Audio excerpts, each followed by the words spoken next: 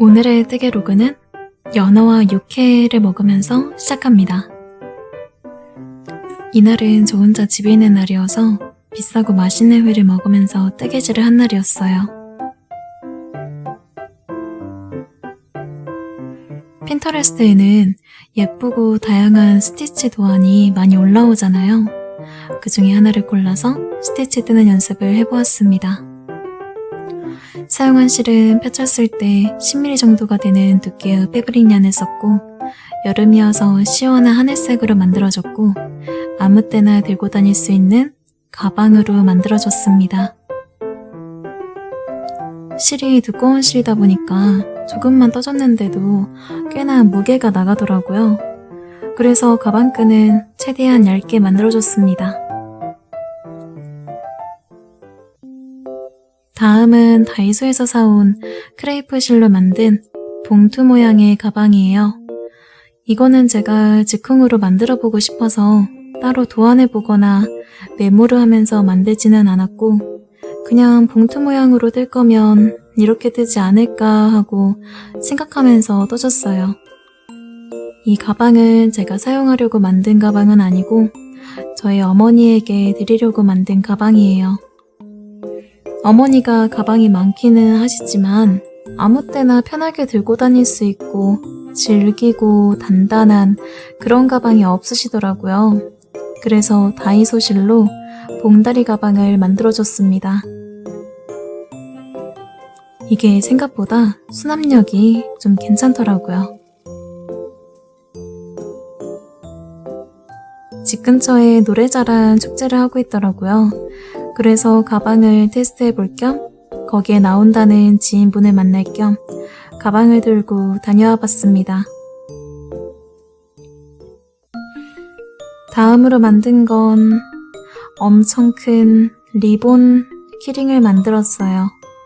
그냥 간단하게 왕리본 키링이라고 이름을 붙였는데, 리본을 뜰 때 처음 시작할 때부터 마지막에 꼬리실을 잘라서 정리해줄 때까지 중간 과정에서 실을 자르지 않고 한 번에 쭉 뜰 수 있는 리본을 만들고 싶더라고요. 그래서 직접 도안을 고민해보고 만든 왕리본 키링입니다.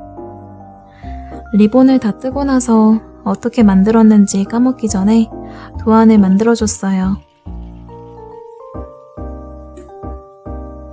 도식을 그려서 전체적인 틀을 볼 수 있게 해줬고, 도안은 서술형 도안으로 만들어주었습니다. 다 만든 도안은 인스타 뜨개 계정에도 올렸어요.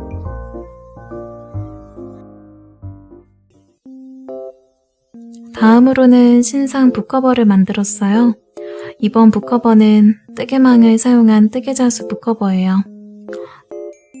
뜨개망이다 보니까 시작하기 전에 좀 더 정확하게 계산을 해주고 도안을 만들어주고 나서 진행했습니다.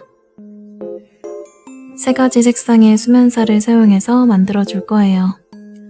도안을 보면서 앞면부터 만들어주기 시작합니다.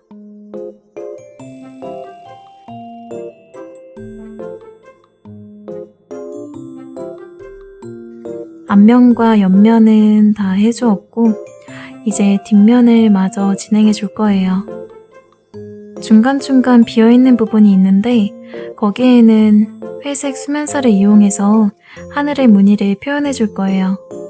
근데 하다가 뒷면의 오른쪽 모서리에도 칸을 비워놨어야 하는데 그냥 하늘색으로 덮어버린 거예요. 그런데 이게 상품을 만드는 게 아니라 견본을 만드는 거니까 그냥 이대로 진행을 하려고요.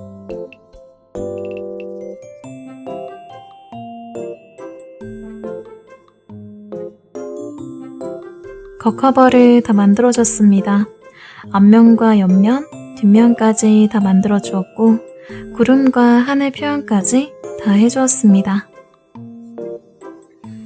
안쪽 면은 이런 모습인데 여기는 접착식 안감을 붙여서 가려줄 거예요.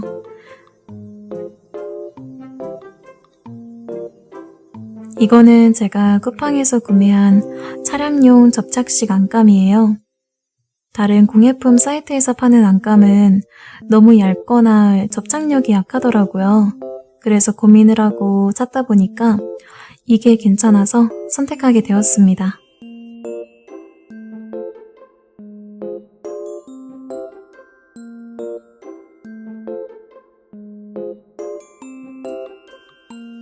안감을 재단할 때는 붓커버보다 1, 2cm 부족하게 재단했어요. 이 정도 크기로 안감을 붙였을 때 실의 두께로 안감이 밀려 올라가면은 어느 정도로 여백이 생기는지 확인해 보려고요. 이거 안감을 붙일 때 항상 어렵더라고요.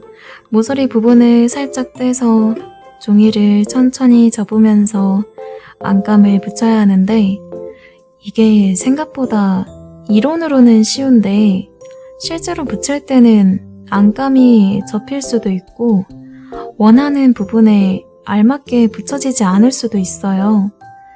그래서 항상 이거를 붙일 때 엄청 집중을 하면서 붙여요.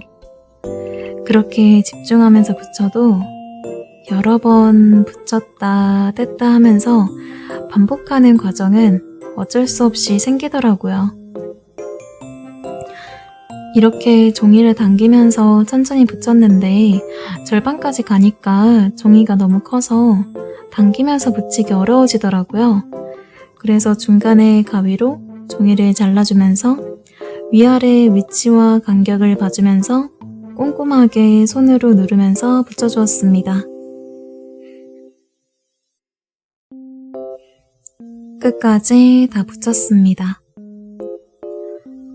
끝부분에 안감이 살짝 밀리거나 늘어나서 안감이 남더라고요. 그래서 남는 부분은 작은 가위로 세심하게 잘라주었습니다.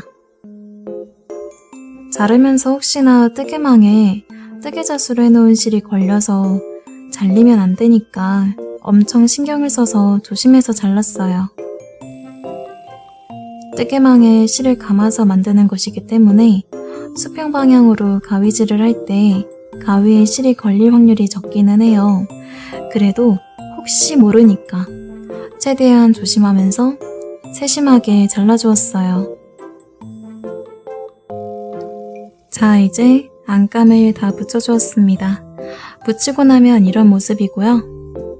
안감을 딱 맞게 재단을 했어도 실에 울퉁불퉁한 높낮이가 있기 때문에 실 사이사이에 안감이 잘 붙도록 최대한 밀착해서 붙이다 보니 위아래 남는 연역이 좀 생기네요.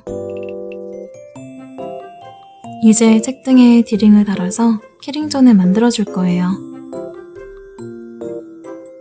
디링을 달 때는 붓커버에 구름을 표현해준 흰색 실로 튼튼하게 달아줄 거예요. 디링의 크기는 책등 두께에 맞춰서 선택했습니다. 구멍 하나당 2번씩 바늘을 넣어서 디링을 단단하게 고정해 줄 거예요. 다행히도 안감을 붙여주고 나서도 위에 공간이 남아서 바느질로 디링을 달아줄 수 있었습니다. 마지막엔 실을 가운데로 통과시켜서 잘 고정되게 해주었고 꼬리실을 가위로 잘라주었습니다. 이렇게 해서 디링은 아주 단단하게 잘 고정해서 달아주었어요.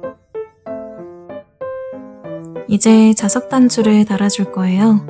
먼저 흰색 실로 손잡이를 만들어주고 단추를 붙여줄 거예요. 손잡이에도 붙이고 붓커버에도 위치를 잘 맞춰서 붙일 거예요. 손잡이의 시작코는 20코로 시작했어요. 20코로 시작하고 총 4단을 떠줄 건데 짧은뜨기만 반복해서 양 끝을 둥글게 떠줬어요. 사용한 실이 도톰한 실이어서 이 정도로 떴을 때 딱 알맞는 크기가 되더라고요. 열심히 휘뚜루마뚜루 손잡이를 떠줬습니다.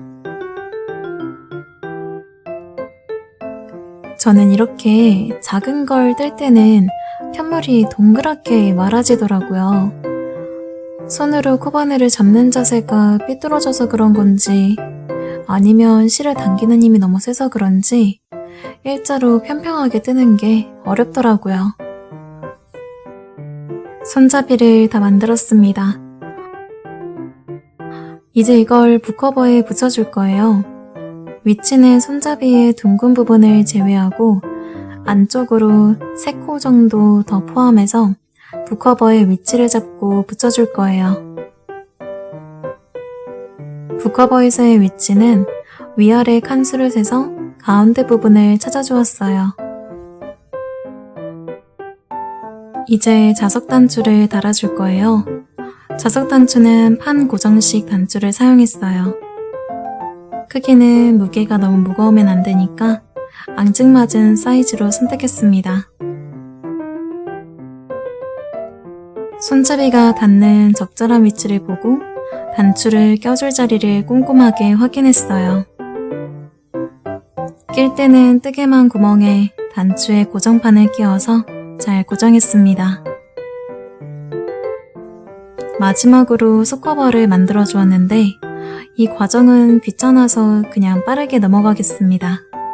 그냥 반원뜨기를 같이 하는 코바늘 뜨기여서 그냥 넘어가도 될 것 같아요. 속커버를 다 만들고 북커버 안쪽에다가 붙여주었습니다. 완성된 앞모습은 이렇게 생겼어요. 속커버의 모양은 구름을 연상할 수 있게 디자인했어요. 오른쪽 속커버는 위아래만 막아주고 양옆으로는 통과할 수 있게 해줬어요. 왼쪽 속커버는 위아래 모서리만 비워주고 디귿자 모양으로 다 막아주었습니다. 키링존도 잘 달려있고 단추도 잘 달려있습니다. 북커버의 뒷모습은 이렇게 생겼어요. 앞뒤로 구름을 하나씩 넣어주었습니다. 옆모습은 이렇게 생겼고요. 이렇게 해서 구름 많은 맑은 하늘 북커버 완성했습니다.